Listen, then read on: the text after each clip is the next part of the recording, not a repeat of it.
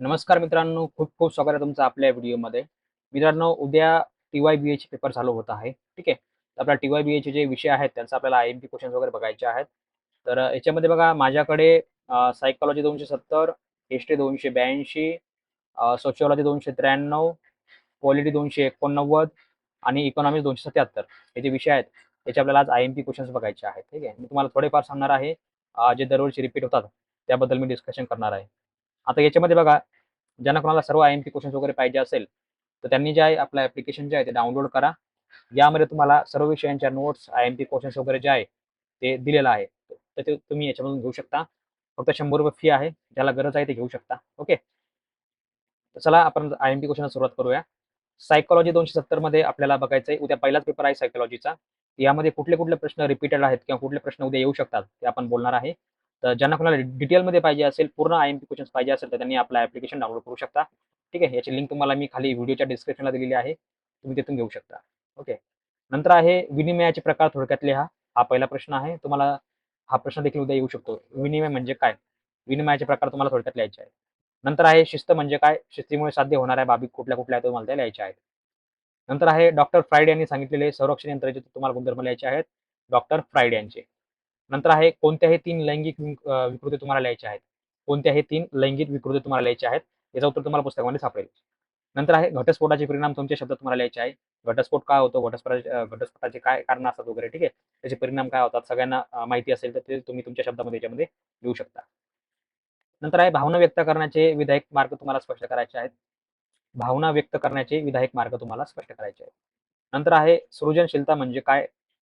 सर्जनशीलतेची व्यक्तीची कोणतीही 3 गुण वैशिष्ट्ये तुम्हाला लिहायची आहेत. नंतर आहे भय व चिंता या दोघांमधील तुम्हाला फरक स्पष्ट करायचा आहे.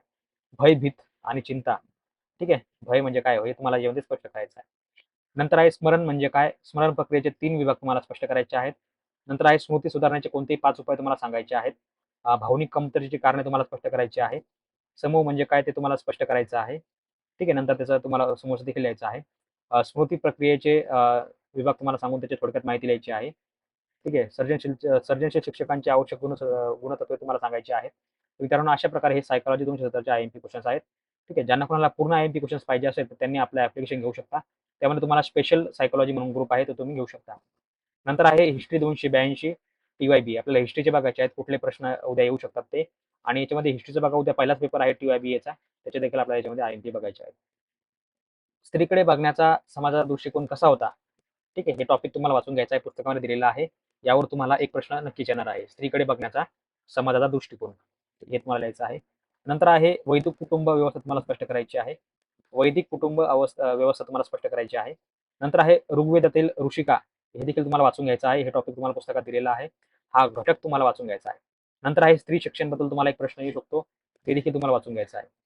नंतर आहे विवाहाचे प्रकार तुम्हाला स्पष्ट करायचे आहेत. विवाह ठीक आहे, ज्याला आपण लग्न म्हणतो. प्रेमविवाह असेल, कोर्ट मॅरेज असेल किंवा बरंच काही असेल.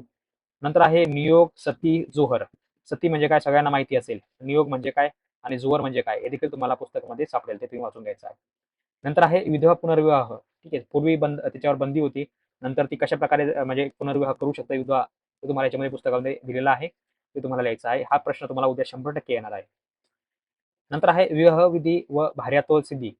हा देखील तुम्हाला टॉपिक वाचून घ्यायचा आहे.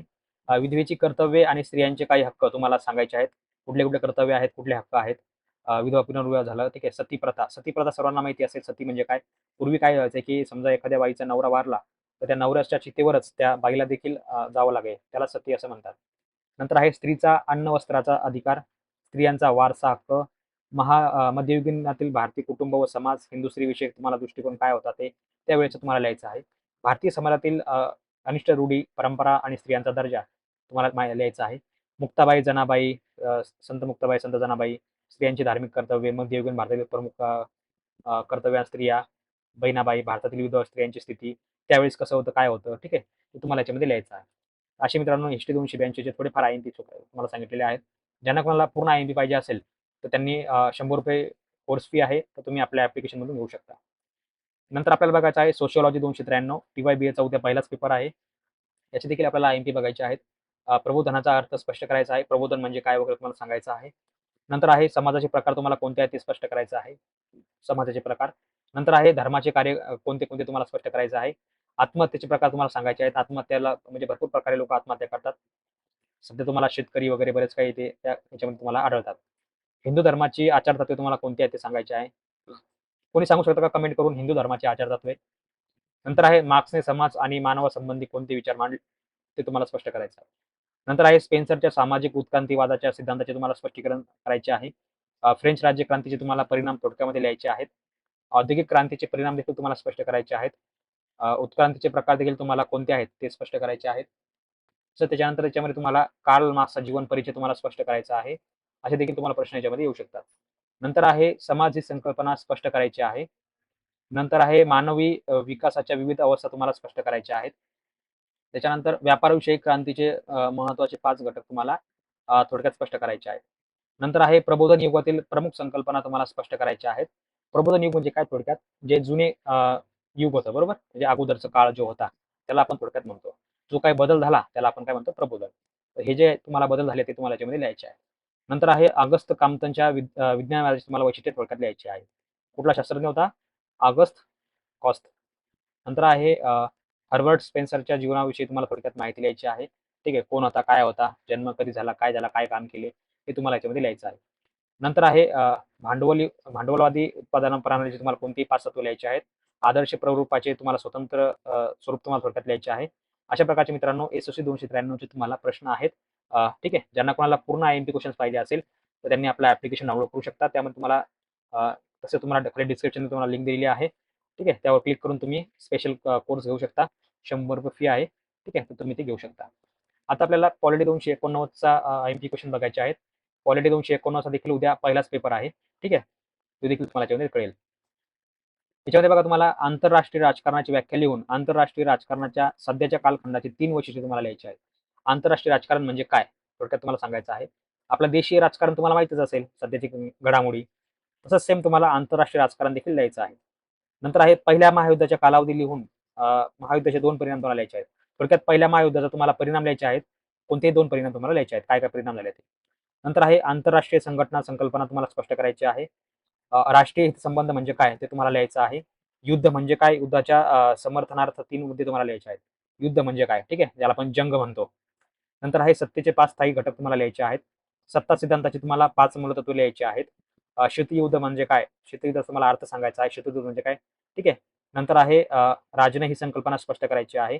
प्रचार म्हणजे काय? त्याला आपण काय म्हणतो? प्रचार. एखाद्या निवडणुकीचा जो नेता असतो तो प्रचार करतो. ठीक आहे. ते तुम्हाला याच्यामध्ये लिहायचं आहे. नंतर आहे राष्ट्रसंघाने केलेली कामगिरी तुम्हाला थोडक्यामध्ये लिहायची आहे. तर मित्रांनो अशा प्रकारचे हे आय-एम-पी क्वेशन्स आहेत. तुम्हाला याची जर गरज असेल तर तुम्ही पूर्ण आय-एम-पी क्वेशन जे आहे आपल्या ॲप्लिकेशन घेऊ शकता. आपल्या ॲप्लिकेशनमध्ये पूर्ण याच्यामध्ये तुम्हाला जे आहेत आय-एम-पी क्वेशन दिलेले आहेत. स्पेशल ग्रुप आहे. ठीक आहे. मिक्स ग्रुप आहे. सगळे आहे. टी-वाय-बी-एसाठी तुम्ही घेऊ शकता. फक्त ₹100 फी आहे. तुम्ही ते घेऊ शकता. मित्रांनो आता आपल्याला इकॉनॉमिक्स 277 चे आय-एम-पी क्वेशन बघायचे आहेत. इकॉनॉमिक्स 277 टी-वाय-बी-एचा उद्या पहिलाच पेपर आहे इकॉनॉमिक्सचा त्या ग्रुपमधील. याचे देखील आपल्याला याच्यामध्ये आय-एम-पी क्वेशन्स वगैरे आहेत ते बघायचे आहेत. विकसनशील देशात संरक्षित व्यापार धोरणाचे महत्त्व तुम्हाला सांगायचे आहेत. आंतरराष्ट्रीय विकास संस्थेचे तुम्हाला कार्य सांगायचे आहेत. ठीक आहे. आंतरराष्ट्रीय नाणेनिधीची तुम्हाला कार्य देखील सांगायचे आहे. मुक्त व्यापार धोरणाविषयी तुम्हाला माहिती द्यायची आहे. ठीक आहे. त्याला आपण ओपन मार्केट म्हणतो. नंतर आहे जागतिक बँकेचे कार्य स्पष्ट करा. आता हा विषय जेव्हा इकॉनॉमिक्स हा अर्थशास्त्र आहे. त्यामुळे तुम्हाला याच्यामध्ये बँकेचे वगैरे जास्त तुम्हाला प्रश्न येतील. ठीक आहे. व्यावहारिक प्रश्न असतील. जागतिक व्यापार संघटनेत तुम्हाला भारतावर होणारे परिणाम सांगायचे आहेत. भारताच्या व्यापार शर्ती तुम्हाला संकल्पना स्पष्ट करायची आहे. स्मिथ यांच्या सिद्धांताची तुम्हाला गृहीते सांगायची आहेत. राज्य व्यापार ही संकल्पना थोडक्यात स्पष्ट करायची आहे. हेक्सर ओइलिन सिद्धांत तुम्हाला स्पष्ट करायचा आहे. आंतरराष्ट्रीय व देशांतर्गत व्यापारासाठी तुम्हाला फरक स्पष्ट करायचा आहे. विशेषीकरण म्हणजे काय ते तुम्हाला स्पष्ट करायचं आहे.